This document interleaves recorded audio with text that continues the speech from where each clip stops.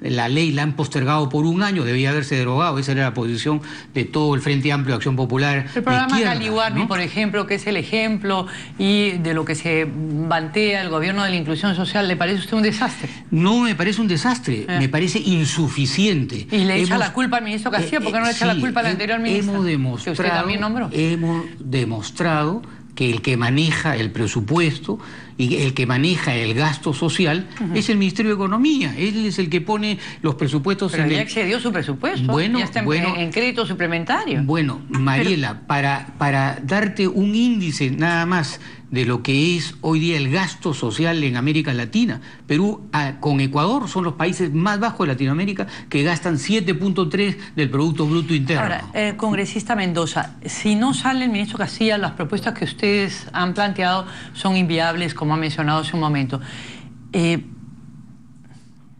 Entonces, ¿qué es lo que han propuesto? Porque no se entiende mucho. En cambio, la política económica es un poquito también irrealista, ¿no? No, hablamos de cosas muy concretas, Mariela. Por ejemplo, tú has hablado del programa Caliwarmi. Perfecto. El enfoque puede estar muy bien, pero si tú le dedicas en términos generales a los programas sociales 0,8% de tu PBI, esto no va a tener ningún impacto trascendental en la ciudadanía. El enfoque no está tan bien como ustedes creen, porque hay una reorganización del programa Caliwarmi.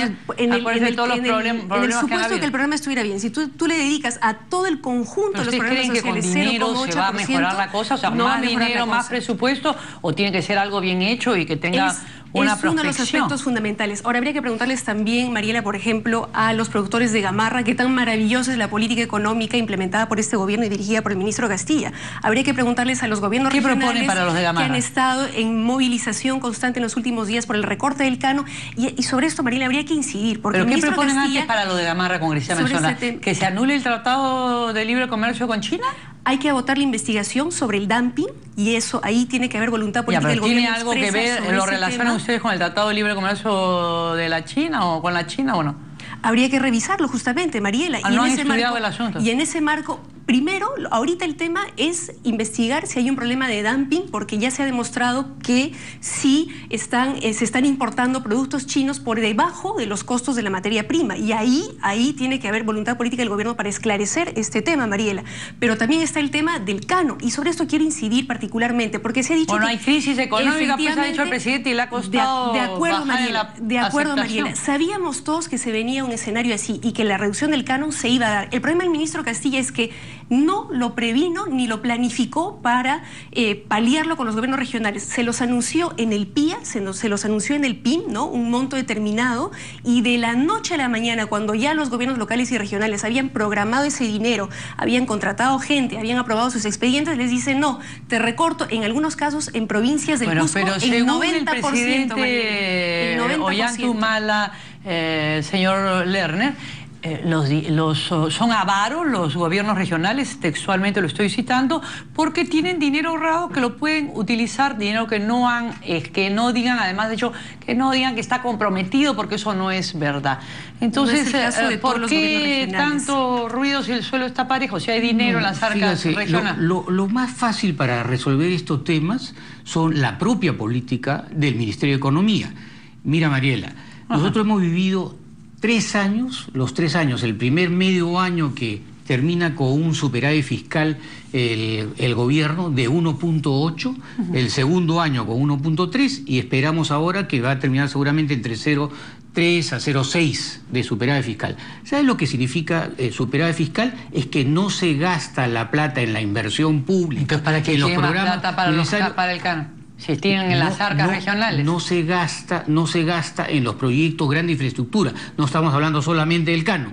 Con solamente el fondo de contingencia reserva que hay entre 7.000 a 8.000 millones, con el 6% arreglaría el problema del Cano de todas las regiones que hoy día le están reclamando los 1.300 millones de soles que le están pidiendo que falte entregar. ¿Pero por qué no se la carga en la inversión en proyectos de infraestructura? ¿Por qué no se la carga al ministro de Transportes?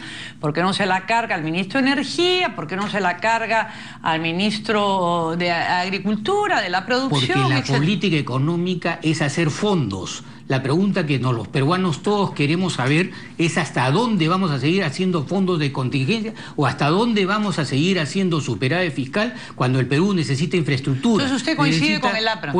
Coincide ampliamente con el APRA que no hay política económica, que hay una parálisis total en las inversiones. Sí. Lo curioso es que esta política económica es la misma que se implementó en el gobierno del señor García, y el ministro Castilla... ¿Pero usted coincide con las críticas del APRA también o no? Claro, pero digamos, un poco curioso que critiquen algo que ellos mismos hacían, bueno, y con alguien que era parte de su gobierno. Si es que han estado en el gobierno, pero vamos, no se trata de curiosidades.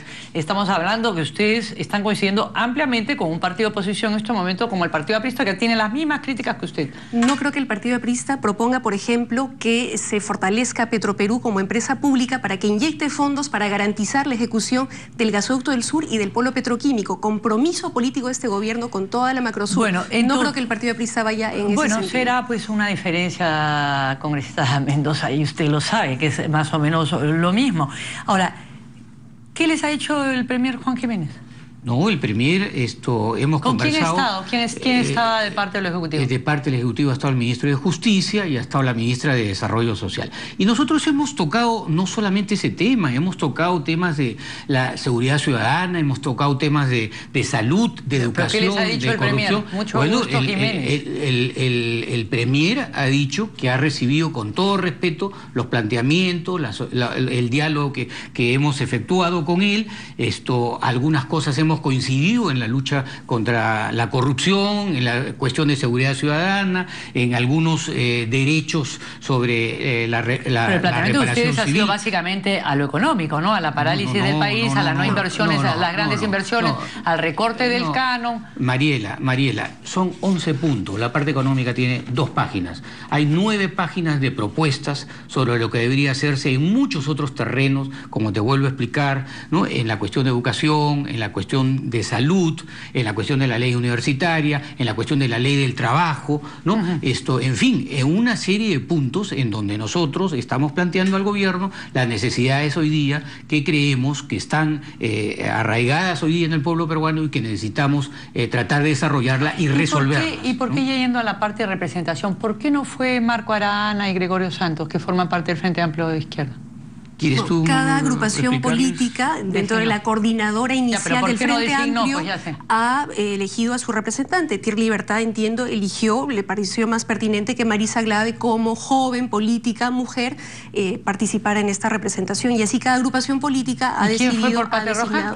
Nilber López. Que fue un representante de... Pero ha sido interesante que fuera Gregorio Santos, ¿no? Gregorio, lamentablemente, tenemos entendido nosotros que estaba en algún lugar citado por algún fiscal, ¿no? Entonces, lamentablemente, no pudo... ¿Cómo toman ya, para terminar, porque ustedes forman parte de este Frente Amplio de Izquierda, que Wilfredo Saavedra lance una acusación el fin de semana muy grave contra Gregorio Santos, diciendo que lo que quiere Gregorio Santos es que entre la minera china para Conga y que está traicionando lo que es el movimiento Mariela, antiminero? Nosotros vamos a hablar de cosas principistas. No sabemos los problemas internos entre el señor Saavedra... está diciendo, pues, que entre la minera china. Bueno, es una acusación que entre el señor Santos y el señor Saavedra tendrán que ellos aclarar, ¿no? Nosotros no conocemos cuál es la intención de la minera china, porque no sabemos de qué minera china está hablando el señor Saavedra, y el señor Santos sabrá cómo responderle si realmente tiene alguna intención